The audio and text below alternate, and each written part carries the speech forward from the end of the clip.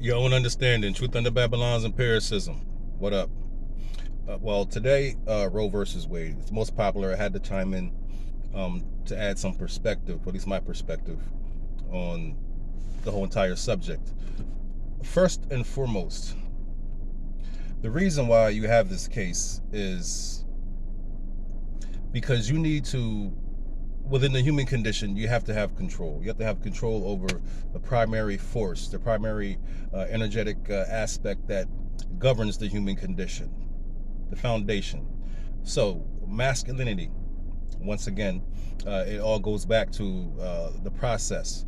Masculinity.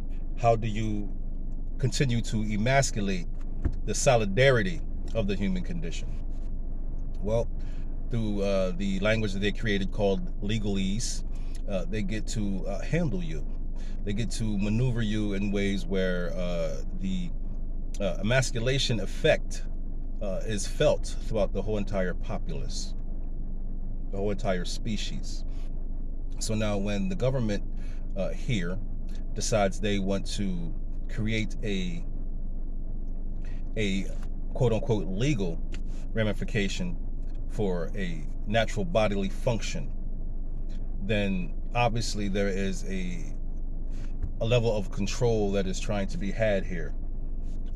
Don't Please don't mistake pro-choice or a woman's right to choose as something that is tangible. There is no such thing as a woman's right to choose. There is no such thing as choice. What we have are options that are put in front of us, and we make decisions based on the options that are available.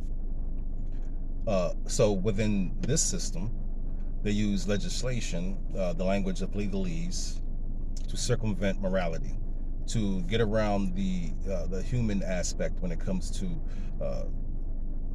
relationships, building trust, and just the whole connectivity when it comes to us. So I'll get quicker to the point. Roe versus Wade. It is a tool of emasculation. What do I mean by emasculation? What does this have to do with men? Well, men, like I said, are the hardware to the software in the unit of the human condition. If you break down the hardware, there's no protection for the software. So with the software basically is the maintenance protocols, the actual activity, the application of the condition itself or the unit itself. So if the software is corrupted or estranged from the entire unit, then the whole entire system collapses and is left open for repair or open for whatever kind of maneuverability you want to add when it comes to your agenda. So Roe versus Wade does not allow men to make proper decisions. What I mean? Well, if the masculine main directive is to protect and provide a secure foundation for femininity, that's its main directive, nothing else. If masculinity is not doing that, it is not masculine, point blank. So when you have this legalese, this legislation that basically holds masculinity at bay, then the proper way to govern the human condition no longer is available for that masculine figure, for that foundation, for that structure of life for us. So he has no idea how to structure facilitations for his woman, for his feminine aspect, the other side of his, masculine expression, which is femininity. There's no protection for it. So therefore, you create an area or a mind state of despair, not in control, confusion, and the lack of understanding. The lack of understanding that masculinity would not allow for any of this to happen. Masculinity would understand that femininity must be secure, because that is what provides the rest of the army, the rest of the fortification of the human condition. This is how we move on. This is how we build our societies and our lives, through women and masculine and feminine connection. It's simple. But when you take something as false and as evil as a coded reference to tyranny, called legislation, then you basically circumvent that solidarity that you would have between men and women. You put all these different protocols in place, these nonsensical ideologies like how unstructured child support is when you get married, the type of stipulations that go on commercially, legally, your credit-wise, all those things. Financially, it all comes into play. You know why? Because they need to control every aspect of your breathing, every aspect of your energetic expression, every aspect of it. Roe versus Wade represents further emasculation for the human condition.